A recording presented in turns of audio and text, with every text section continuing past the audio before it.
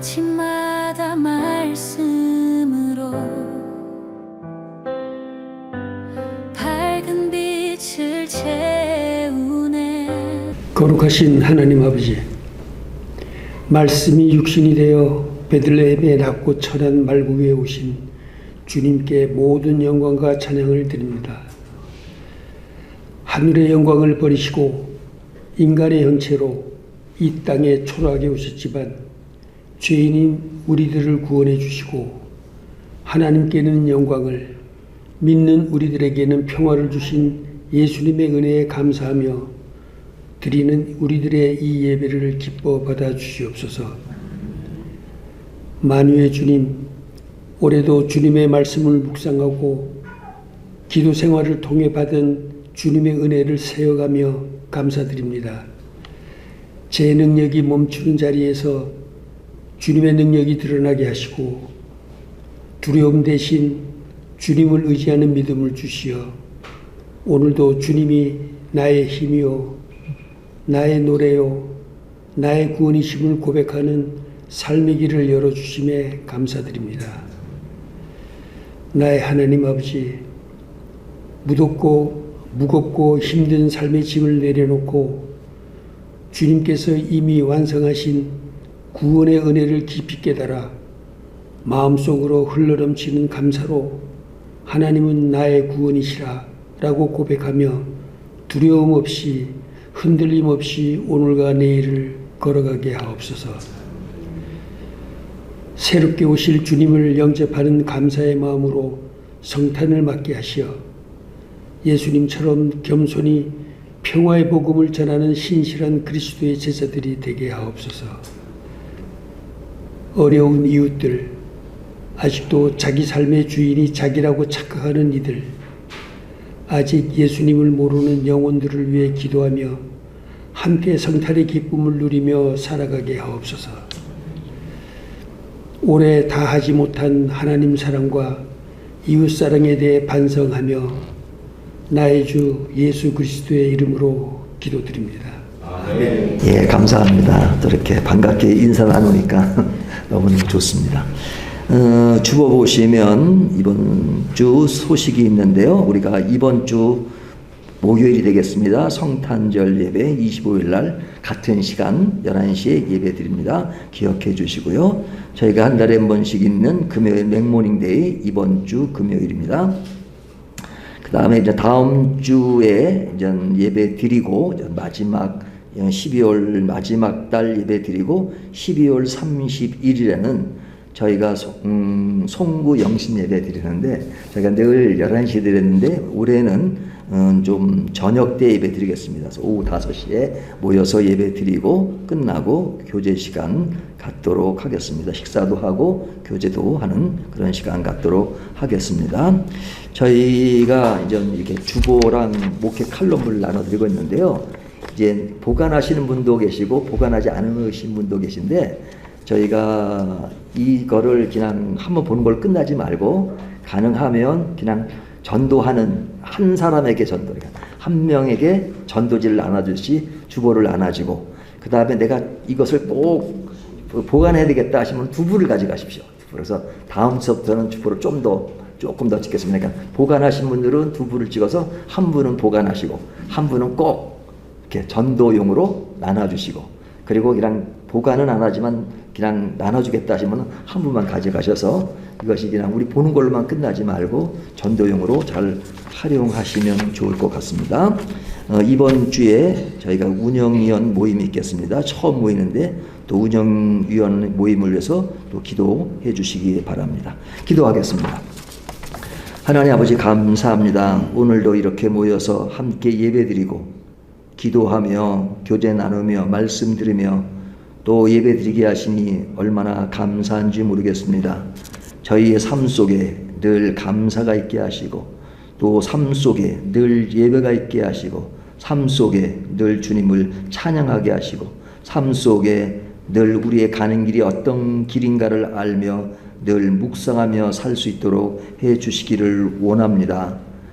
우리의 마음이 어디로 향하는가가 나의 인생의 중요한 것이라면 우리의 마음이 이 세상에 살지만 우리가 이 세상에 국한된 마음을 가지고 사는 것이 아니라 하나님 나라를 늘 염원하고 또 하나님 나라의 가치관을 오늘에 몸담고 사는 것이 우리의 신앙의 아름다움인 것 같습니다.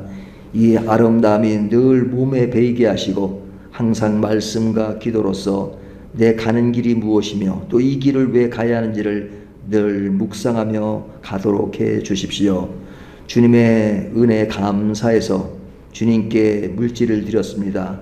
우리가 물질을 드릴 때마다 늘 주님의 나라를 생각하게 하시고 주님의 나라가 이 땅에 실현되는 것을 최고의 소망으로 알 수 있도록 해 주십시오. 예수님의 이름으로 기도합니다. 아멘. 말씀 봅니다. 창세기 24장 28절입니다.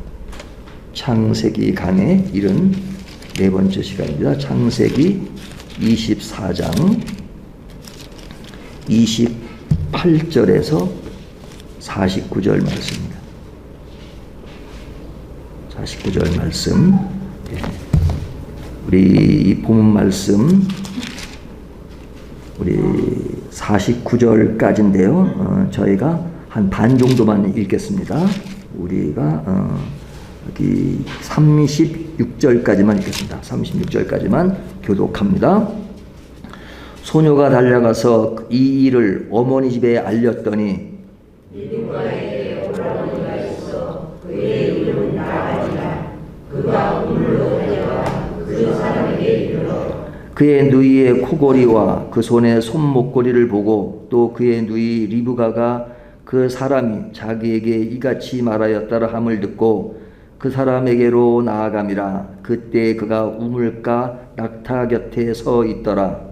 나방이 이르되 여호와께서 너를 받아자고 부러우소서. 어찌 밖에 서 있나이까.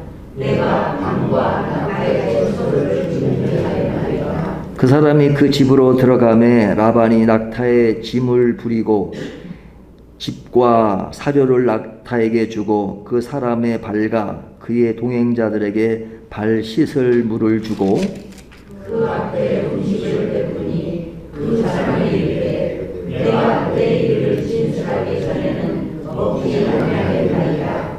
라반이 이르되 말하소서. 그가 이르되 나는 아브라함의 종이니라. 여호와께서 나의 주인에게 크게 복을 주시어 장성하게 하시되 소와 양과 눈물과 조물과 낙타와 나귀를 그에게 주셨고 36절 같이 했습니다. 나의 주인의 아내 사라가 노년에 나의 주인에게 아들 낳음에 주인이 그의 모든 소유를 그 아들에게 주었나이다. 아멘.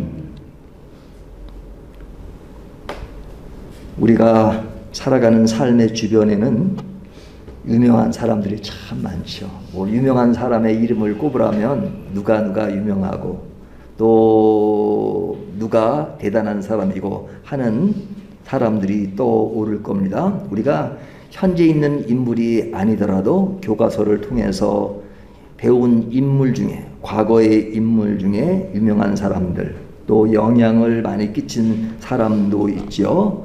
그들이 사람들에게 지금까지 기억되는 것은 그들이 행했던 행적 또 그들의 명성 뭐 이런 것들이 우리에게 많은 영향을 끼쳤기 때문에 그들이 유명한 사람으로 남아 있을 겁니다. 하지만 사실 그들의 이름이 기억되고 많은 사람에 알려졌지만 그러나 알려지지 않은 사람 중에서도 그들만큼 또 더 이상 영향을 끼친 사람들도 있죠. 단지 사람들 머리에 사람들 가슴에 기억되지 않아서 묻혀있는 사람들이지만 그 많이 묻혀있는 사람들 중에도 굉장한 영향력을 끼친 사람도 있을 겁니다. 하지만 사람들이 모를 뿐이죠. 예를 들면 우리가 설교자로 잘 알려진 무디 선생이 있는데 무디 목사라고 하지 않고 선생이라고 하는 이유는 그가 실제 목사 안수를 안 받았고 평신도로서 설교를 한 사람이기 때문에 무디 선생 그럽니다. 근데 그가 설교자로서 굉장히 알려진 사람이죠. 굉장히 유명한 사람입니다. 하지만 그를 전도했던 여선생, 주일학교 여선생의 이름은 알고 있는 사람도 있지만 그렇게 유명한 사람이 아니죠. 그러니까 무디를 잊게 한, 예수를 믿게 한 그 여교사는 사람들에게 많이 알려지지 않았지만 그 사람이 있으므로 무디가 위대한 세계적인 설교가로서 그 역할을 하게 되었죠. 그렇다면 이 무명의 여교사의 역할은 굉장히 큼에도 불구하고 사람들에게는 크게 인식되지 못하는 경우가 있죠. 그런 것처럼 오늘날 우리 주변에는 알려진 사람도 있고 알려지지 않았지만 많은 영향을 끼치는 사람이 있습니다. 이 두 가지가 늘 비교될 수 있는데요. 오늘 본문에 등장하는 아브라함의 종 역시 그러합니다. 아브라함의 종, 그는 본문에 이름조차 기록되지 않을 만큼 특별하게 그를 주인공으로 묘사하지 않습니다. 그의 행동, 그의 하는 일들, 역할을 보면 오늘 본문뿐 아니라 전의 본문에도 보면 그의 역할이 꽉 차 있고 굉장히 중요한 일을 맡고 있음에도 불구하고 그는 종으로서 평범한 일을 맡은 사람으로서 그러면서도 이름조차 거론하지 않을 만큼 평범한 길을 갑니다. 그러나 그가 한 역할은 굉장히 큰 것을 볼 수 있죠. 그러니까 이 두 가지가 늘 비례하는 것이 아니라 어떤 사람은 비례하는 사람도 있고 어떤 사람은 별로 한 일도 없는데도 알려진 사람이 있고 그렇거든요. 제가 이제 방송국 PD를 했던 출신의 목사님과 같이 이렇게 일을 했던 적이 있는데 그 목사님이 방송에 뭐 달인이니까 늘 방송 얘기를 많이 해줘요. 그런데 방송에 나와서 뭐 어떤 분야의 그런 담당하는 사람을 이렇게 섭외할 때 그 분야에 아주 전문가만 뽑는 게 아니라는 거예요. 전문가라도 말을 잘 못하거나 방송용이 아니면 그 사람을 안 뽑고 조금 부족하더라도 방송을 잘하는 사람을 뽑는다는 겁니다. 그러니까 그 사람이 방송에 나온다고 해서 그 분야의 권위자가 아니다. 권위자는 사실은 뒤에 있을 수도 있다. 그 사람은 방송용으로 뽑는다 하는 그런 이야기를 했는데 사실은 그들이 최고의 전문가가 아니라도 방송을 잘 타면 또 유명해질 수 있는 것이죠. 그런 것처럼 우리의 삶의 주변에 보면 뭐 두 가지를 다 갖춘 사람도 있지만 그냥 알려지고 또 실제는 실속이 없는 사람도 있는 것을 볼 수 있죠.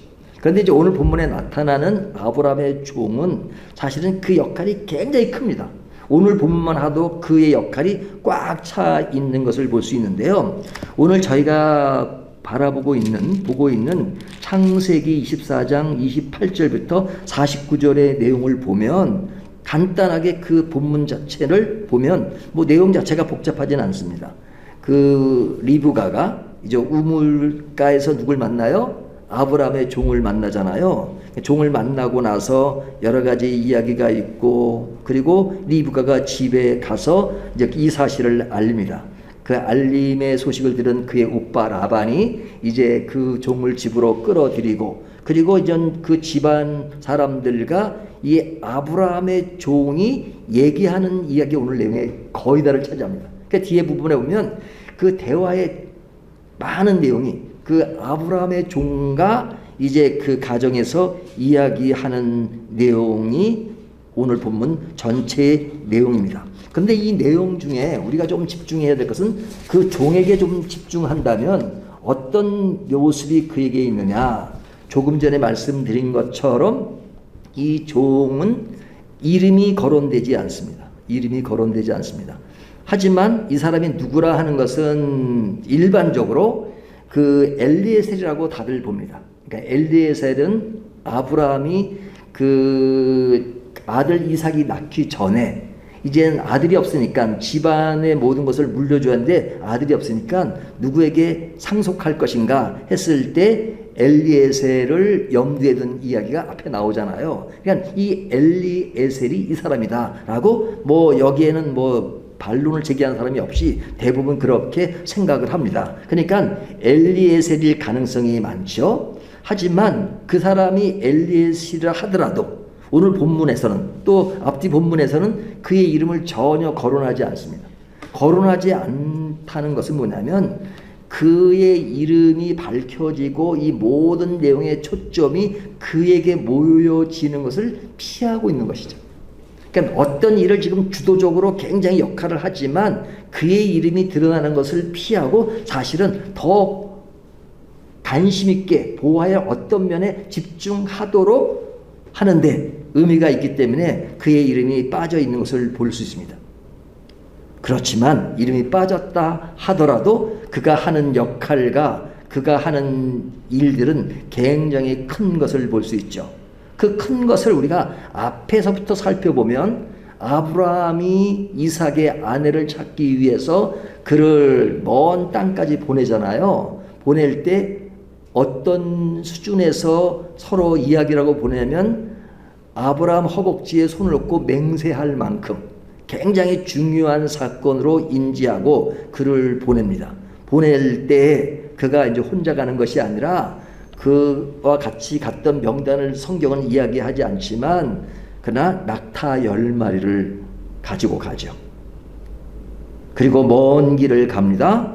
근데 이제 먼 길을 갈 때 낙타 10마리가 필요한 것은 거기다가 이제 금품도 싣고 또 사람도 타야 하고 뭐 그러니까 등등 여러 가지 이유로 낙타를 전 데리고 그리고 갑니다. 그래서 이제 시간이 많이 걸렸겠죠. 뭐 오늘날처럼 뭐 그냥 기차를 타고 쉽게 가는 것도 아니고 그 거리가 한 뭐 700km가 되니까 그 긴 거리를 낙타와 함께 가려고 하니까 이것이 시간이 많이 걸렸을 겁니다.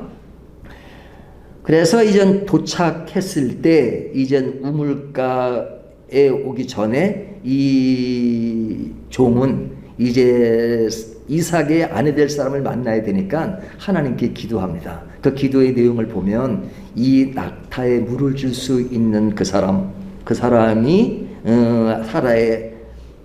이삭의 아내인 것을 알게 해주십시오라고 기도하는 내용들이 나오죠. 근데 하나님께서 응답하셔서 실제로 이제 그 우물가에서 누굴 만나요? 리브가를 만나게 되죠. 리브가를 만나게 되고 그리고 그 리브가를 만나가 함께 이제 집에 들어가서 그의 오빠 라반을 만나게 됩니다. 라반이 이제 그를 아주 접대를 하고 그리고 이제 음식을 차릴 때 나는 내가 할 말이 있는데 그 할 말을 다 하기 전에는 음식을 먹지 않겠다 하면서 이제 그 이야기를 하는데 그 이야기하는 내용을 보면 아브라함이 원하는 또 아브라함이 현재 살고 있는 그리고 아브라함이 지금 할 일에 대해서 내가 여기까지 온 이유 뭐 이런 것들을 쭉 이야기하는 것을 볼 수 있죠.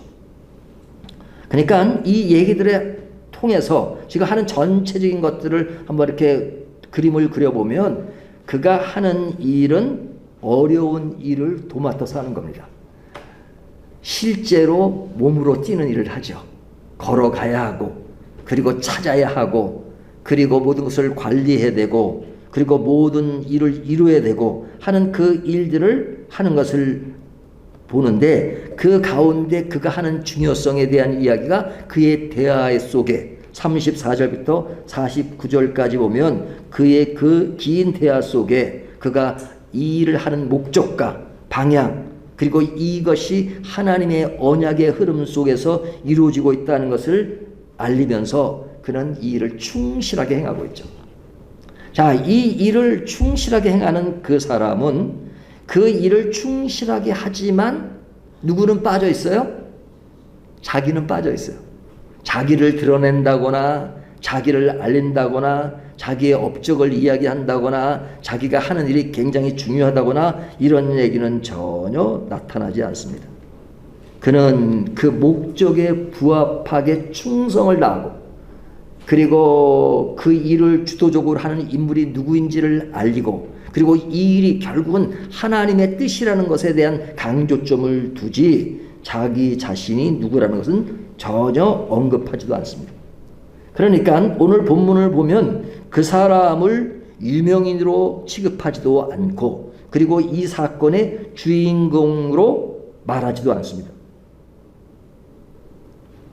이 일에 대해서 이 사람은 이 일이 잘 되기를 바라고 있죠. 잘 성사되기를 바라고 있지만 그러나 제일 마지막 절을 보면 지금 우물가에서 리브가를 만났다 하더라도 그의 기도가 응답된 것이라 하더라도 그가 마지막으로 이 일을 승낙할 것인지 승낙하지 않을 것인지를 모르기 때문에 지금 그는 그 사건의 결말을 잘 되도록 기다리면서도 어떻게 될지를 모르는 아직까지는 막연한 그런 상태이기 때문에 제일 마지막 절을 보면 뭐라 그래요? 이런 일에 대해서 우하든지 자하든지 나에게 말해 주십시오. 그러면 내가 그것에 따라서 자하든지 우하든지 하겠습니다 하는 것을 보면 그는 최선을 다했지만 그 결과에 대해서는 순응해야 되고 그가 자기의 힘으로 모든 것을 할 수 없는 존재라는 것을 인정하고 그냥 결말은 다 맡기고 지금 일에만 충성하는 그런 것을 볼 수 있죠. 근데 이제 이 일이 그 종에 대해서 지금 굉장히 초점을 두고 오늘 본문이 기록된 내용의 흐름입니다. 근데 이제 그 흐름 속에 눈에 띄는 것이 하나 있는데 그것이 뭐냐면 여기에 누가 등장하느냐? 낙타가 등장하죠. 낙타가 몇 마리예요? 10마리입니다. 10마리입니다.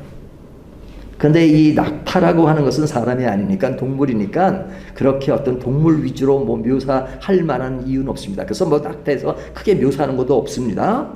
근데 낙타가 나와요. 근데 그 낙타가 하는 일이 뭡니까? 낙타가 하는 일은 운반하는 일이죠. 누굴 운반해요?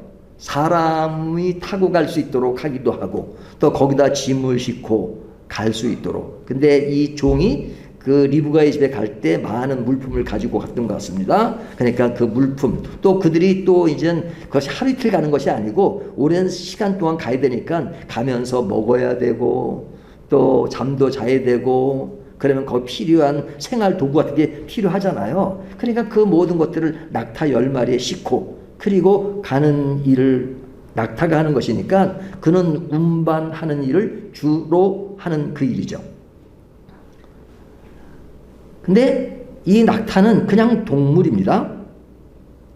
근데 이 동물이 이제 동물인데 지금 이 낙타가 지금 우리가 지금 말씀 속에서 한번 낙타에 대한 언급을 하는 이유는 뭐냐면 이 종이 기도할 때 뭐라고 기도하냐면 이 낙타에게 물을 주는 자가 하나님이 선택한 그 여인인 줄 알겠습니다라고 기도의 내용 속에 뭐가 등장하는 거예요? 낙타가 등장하는 거잖아요. 낙타가. 그러니까 낙타가 능동적으로 등장하는 것이 아니라 그러니까 그 종의 기도 속에 낙타가 등장하는 겁니다. 그래서 이 기도 속에 등장하는데 그러면 이 종이 기도하는 그 근거는 뭐냐? 당시의 사람들은 이렇게 다 이렇게 걸어다니고 사막을 걸어 다니잖아요. 특히 이스라엘도 사막이 많잖아요. 그러니까 사람들이 이렇게 걸으면 이렇게 먼지를 많이 이렇게 뒤집어 쓰잖아요. 특별히 발 부분은 특별히 아주 먼지로 꽉 찹니다. 그러니까 그 당시 사람들은 손님이 오면 그 발 씻을 물을 주고 이스라엘뿐만 아니라 중동 지역이 대부분 그랬습니다. 그 발 씻을 물도 주고 또 목이 마르잖아요. 그러니까 먹을 물을 주는 것은 기본적인 태도였습니다. 그러니까 이 종이 먼 길을 왔으니까 당연히 그도 목도 마르고 그랬을 텐데 그런 사람에게 물을 주는 것은 너무 당연한 것이란 말이죠. 근데 이제 그의 기도 가운데 사람에게 물 주는 자로 이야기하지 않고 낙타에게 물을 주는 자를 이야기할 때 그는 뭘 염두에 두고 있을까? 낙타에게 물 준다는 것은 뭐예요? 한 마리가 아니고 10마리입니다. 10마리. 그러니까 10마리에게 물을 주는 자는 엄청난 수고와 희생을 요구하는 것이죠. 엄청난 요구와 희생을 요구한다는 것은 이 기도 속에 신부가 될 그 여인은 진짜 친절을 뛰어넘어 섬김과 희생의 마음을 가진 그 여인을 찾고자 했던 그 마음이 그 기도 속에 반영된 것 같습니다. 그러면서 하나님에 대한 의지. 그 의지는 뭐냐면 이 일이 잘 되도록 인도해 주십시오. 근데 그 모든 것을 스스로가 판단할 수 없으니까 하나님께 보여주실 표징을 구한 것이죠. 인간의 눈에 보이는 조건보다 하나님의 뜻과 인도하심을 기준으로 삼겠다는 그 태도를 기도에 반영하고 있습니다.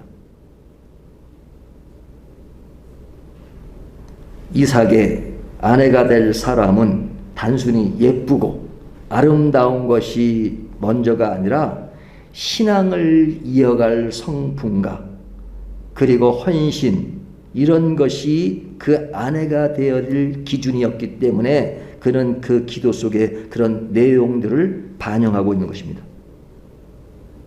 그래서 종의 기도는 누구를 만나게 해달라는 기도가 아니라 하나님의 뜻을 구별할 수 있도록 하는 그 기준을 세우고 기도한 것이죠. 근데 하나님이 그 기도를 응답하셔서 리브가가 낙타에게 이제 물을 주는 내용이 나오죠. 그것이 지난주 본문에 나왔습니다. 자, 그런데 여기서 우리가 생각해야 될 것은 뭐냐면 이 낙타와 우물입니다. 우물가에서 이 종이 리브가를 만났고 그 리브가가 그 낙타에게 물을 주었습니다. 근데 이제 물을 주려면 어떤 수고가 필요한가 하는 것이죠. 이제 보통 우물하면 우리는 우리나라의 우물을 생각하잖아요. 우물 이렇게. 우물이 요즘은 우물 보기가 이렇게 쉽진 않은데 옛날에 이제 우물을 이렇게 어디 가면 많이 봤은 것 같습니다. 굉장히 깊잖아요. 깊으면 이제 뭐 이렇게 뭐 손으로 직접 내리기도 하고 이렇게 뭐가 있기도 하고 그러잖아요. 근데 이스라엘의 우물은 우리나라 우물처럼 된 것이 아니라 그 우물을 우리는 파가지고 이제 물을 이렇게 떠올리지만 이스라엘 자손은 물이 있는 곳까지 그냥 이렇게 넓게 파는 겁니다. 넓게 파서 이렇게 돌면서 계단으로 내려갈 수 있도록 우물을 만들어요. 그러니까 우물을 우리는 위에서 이렇게 푸는 거지만 이거는 우물 밑에까지 사람이 내려가도록 이렇게 넓게. 그러니까 우리는 뭐 우물이 뭐 한 2m, 3m 이러지만 거기는 뭐 굉장히 15m, 20m 이렇게 넓게 해가지고 이렇게 이제 말하자면 이제 밑으로 내려가는 계곡을 만드는 겁니다. 계곡을 만들어서 이제 물이 나올 수 있는 그 부분까지 가서 이제 거기에 물을 이렇게 뜨는 겁니다. 그러니까 우리는 우물의 밑바닥이 보이면 밑바닥까지 그걸 내리잖아요. 근데 그 밑에까지 사람이 내려가는 거예요. 사람이 내려가서 가지고 간 항아리에다 이제 물을 이렇게 퍼서 이제 계단을 다시 올라오는 것이죠. 일단 이런 우물이었습니다. 근데 이제 이 종이 낙타를 10마리를 데려갔잖아요. 근데 이 낙타는 사막에서 물을 시시때때로 먹지 않아도 잘 견딜 수 있는 동물이래요. 그러니까 잘 견디는데 그러나 이제 한번 기회가 됐을 때 물을 먹을 때는 엄청나게 많은 물을 마신대요. 그것이 제가 알아보니까 한 75에서 100리터의 물을 마신대요. 한 마리의 낙타가 75에서 100리터의 물을 마신대요. 그러면 10마리가 이 정도를 마시려면 몇 리터가 필요한 거예요? 수학 잘 하시죠? 750에서 1000리터가 필요합니다. 그러면 이 1000리터가 어느 정도 되겠습니까? 이게 이제 엄청나게 많은 양이잖아요. 엄청나게 많은 양이잖아요. 근데 이 엄청나게 많은 양을 한 마리도 아니고 10마리에게 먹이는데 바로 옆에 있는 물을 주는 것이 아니고 이게 이제 우물로 내려가려면 이 길이가요, 아주 깊은 거는 20m까지 될 수도 있고, 그 지역에 따라서 다르겠지. 10m가 될 수도 있고, 그러면 10m가 된다 하더라도, 이게 이제 한번 이렇게 나를 수 있는 것이 이렇게 5리터 미만이라고 하는데, 그러면 그 많은 양을 하려면 한두 번에서 될 문제가 아니잖아요. 이건 수십 번 정도가 아니라 그냥 몇 시간 동안, 어떤 반나절 동안 물을 날려야 되는 수준입니다. 그러니까, 사람에게 물 마실 물 한 컵을 주는 것은 어렵지 않지만 그 낙타 10마리에게 그것이 충분할 정도로 다 먹였는지 그거는 성경이 기록하지 않으니까 모릅니다. 다 먹이지 못했을 겁니다. 다 먹인다면 아마 이게 하루 종일 걸렸을 수 있죠. 하지만 어느 정도를 먹였는지는 모르지만 그러나 그 일에 리브가가 최선을 다해서 수고를 다해서 그 물을 먹인 것을 보면 리브가라는 여인은 결코 그냥 게으르거나 또 성실하지 않다거나 그런 여인이 아니라 굉장히 성실하고 헌신적이고 그리고 모든 일들을 충실하게 해 나갈 수 있는 여인인 것들을 간접적으로 표현하고 있죠.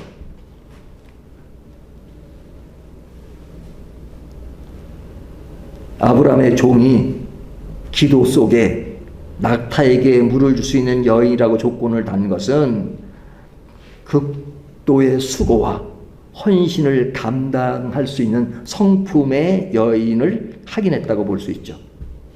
리브가는 단순히 외적으로 아름답기만 한 것이 아니라 섬김과 헌신으로 하나님의 뜻을 이루는 사람인 것을 확인한 것이죠. 그러니까 이 낙타는 그 여인을 이삭의 아내가 될 수 있는 선택을 하는데 굉장히 주요한 보조 수단으로서 낙타가 활용된 것이죠.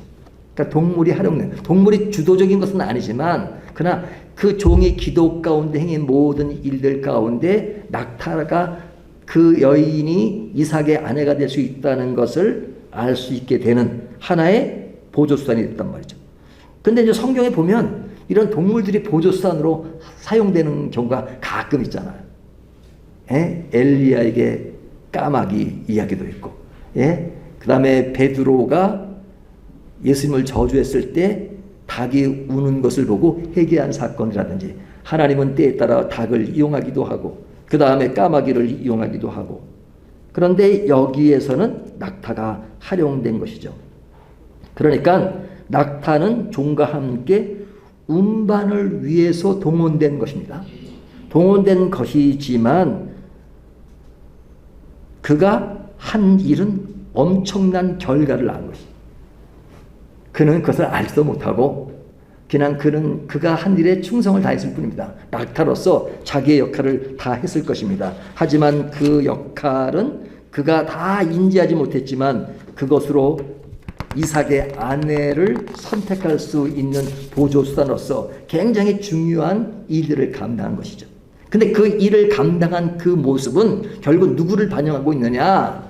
이 일을 전체적으로 운영하고 있는 아브라함의 종의 모습을 반영한 것입니다. 아브라함은 유명인이 아닙니다. 자기를 드러내는 사람이 아닙니다. 하지만 그가 하는 일은 낙타의 그 기도를 통해서 이삭의 아내가 선택되어진 것처럼 종이 하는 그 일들을 통해서 지금 모든 일들이 하나님의 구속의 드라마가 펼쳐지는 하나의 사건으로서 잘 이루어지고 있는 것이죠. 그러니까 그는 유명인이 아닙니다. 그는 알려진 사람이 아닙니다. 하지만 그의 역할은 충실했고 성실했고 자기를 드러내지 않았지만 그 결과는 어떻게 된다는 걸 우리가 알고 있잖아요. 그 리브가가 그 종을 따라서 아브라함의 가족으로 가게 되는 것이 이루어지는 사건이라면 그의 역할은 유명한 사람이 아니지만 엄청난 결과를 나타냈죠. 그의 길은 평범한 길이었지만 그 일이 진행되는 하나님의 역사는 굉장히 크게 펼쳐지고 있는 것을 볼 수 있죠. 그는 오직 하나님만 바라봤고 또 그의 주인은 아브라함의 필요를 채워주는 그런 역할을 감당함으로써 큰 일을 이루는 것을 볼 수 있습니다. 이것이 종의 모습과 낙타의 모습 속에 반영되고 있습니다. 자, 그런데 오늘 본문을 보면 이 아브라함의 종의 모습과 대비를 되는 이야기가 잠깐 나옵니다. 그 사람은 누구냐면 리브가의 오빠 라반입니다. 라반의 이야기가 나옵니다. 자, 이 라반은 누구예요? 리브가의 오빠죠. 리브가의 오빠입니다. 근데 지금 사건을 보면 리브가의 아버지는 누구예요? 기억나십니까? 부두엘입니다. 그러면 리브가의 어머니는 누굽니까? 성경에 나오지 않아요. 이름은 나오지 않아요. 근데 오늘 본문 시작에 보면 그 어머니가 나오잖아요. 어머니가 나옵니다. 그의 어머니가 8절에 오면 소녀가 달려가서 이 일을 어머니 집에 알렸더니, 그렇죠? 그러니까 어머니 집에 알렸다는 것은 어머니가 있다는 것이죠. 근데 오늘 본문에 보면 그의 아버지 부두엘은 나오지 않습니다. 부두엘은 나오지 않아요. 물론 다음 주 본문인 50절에 보면 부두엘이 나옵니다. 근데 오늘 본문에 부두엘이 나오지 않고, 그리고 이제 그 가정에서 이 종이 만나서 얘기하는데 부두엘이 가장이잖아요. 그러면 가장이 중심이 되어서 그 이야기를 듣고 하지만 50절에 부두엘이 나온다 하더라도 50절은 어떻게 이야기하고 있냐면 50절 보면 라반과 부두엘이 대답하여 이르되, 누구의 이름이 먼저 나와요? 라반 이름이 먼저 나오죠. 라반은 누구예요? 그의 오빠란 말이죠. 오빠란 말이죠. 그러니까 그 오빠가 지금 주도적으로 모든 일을 행하고 있죠. 그 집안의 모든 일들을 부두엘이 하는 것이 아니라 라반이 주도적으로 하고 있단 말이죠. 그리고 지금 오늘 본문에도 보면 지금 행해지는 모든 일들은 라반이 하고 있어요. 그래서 어떤 신학자들은 사실은 부두엘은 이때 죽었었다. 근데 50절에 나오는 것은 다시 이전 그 한 얘기를 다시 삽입한 것이다. 뭐 이렇게 얘기하는 사람도 있습니다. 하지만 그거보다는 부두엘은 가장으로서의 역할은 하지 못했고 그냥 그 라반이 가장으로서의 역할을 다 했다. 그런 의미에서 보면 아브라함의 종이 역할을 한 것과는 달리 그는 주인의 역할로서 일을 한 것이 아니라 종의 역할로 한 것이지요. 하지만 라반은 그 집의 가장은 아니지만 부두엘에 있지만 그러나 실제로 가장 역할을 하고 있는 거죠. 가장 역할을 하면서 이 일을 진짜 최위에서 주도로 모든 일을 하고 있는 입장입니다. 그러니까 이 종과 비교가 돼요. 근데 그 일이라고 하는 것은 아브라함의 며느리를 찾는 겁니다.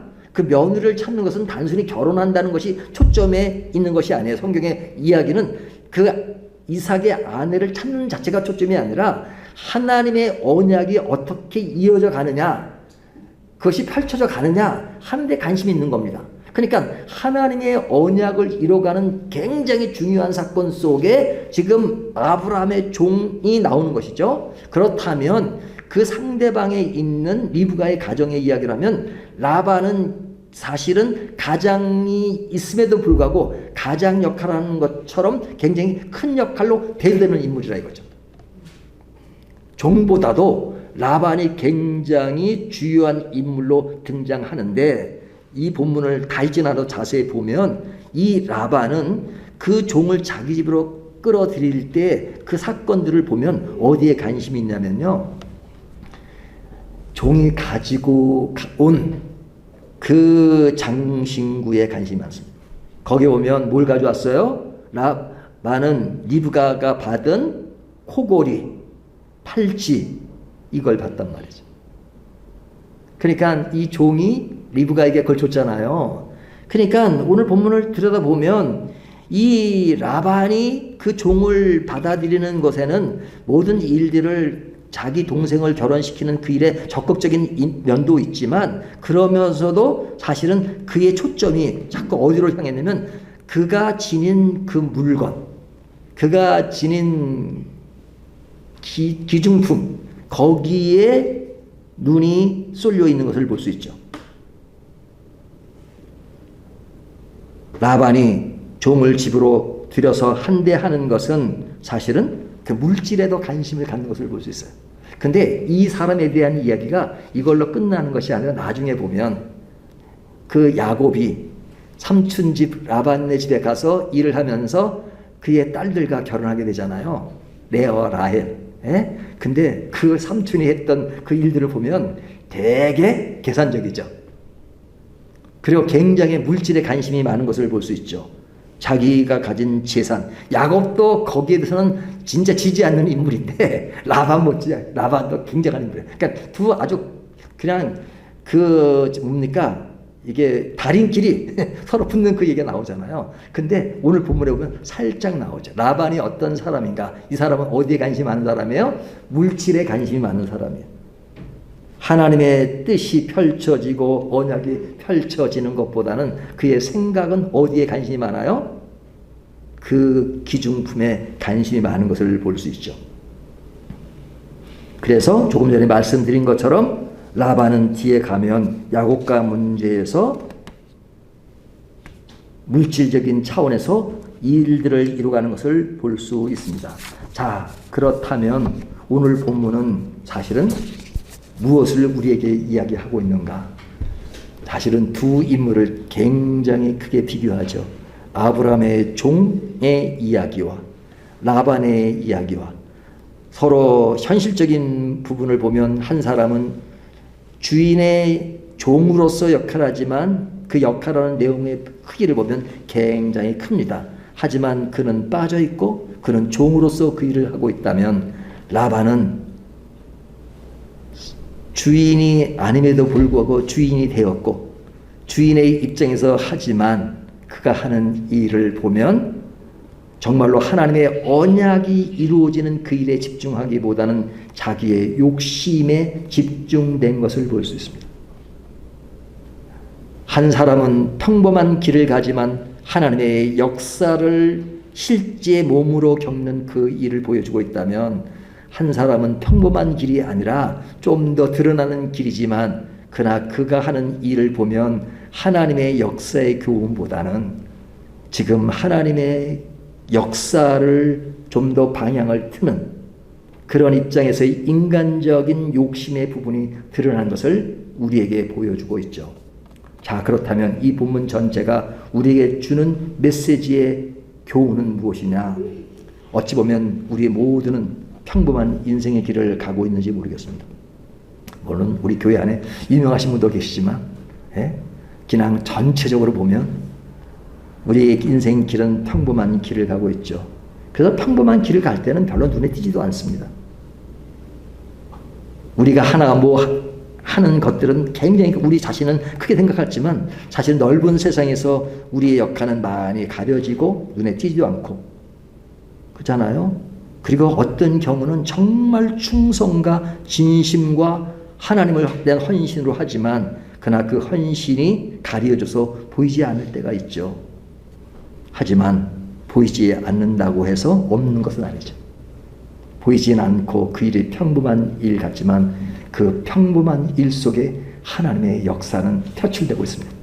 하나님의 역사는 이루어지고 있습니다. 하나님의 역사는 지금 당장은 눈에 띄지 않지만 그 역사가 어떤 결과로 나타날지는 우리는 모릅니다. 하지만 그 역사가 나타날 때 그 일은 엄청난 일을 드러낼 수 있죠. 그렇다면 나의 지금의 작은 일이 결코 작은 일이 아니라 얼마나 큰 일이냐.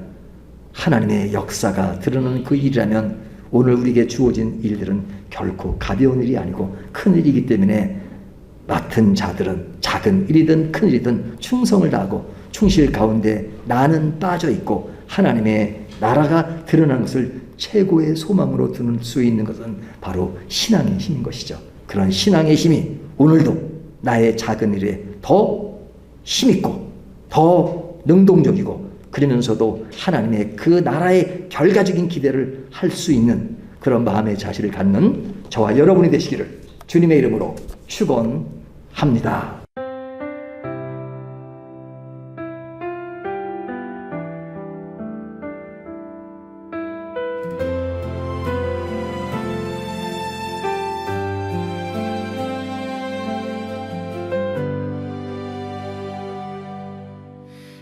아침마다 말씀으로 밝은 빛을 채우네. 기도 속에 주님 계시고 숨결마다 찬양 되네. 밝은 교회 그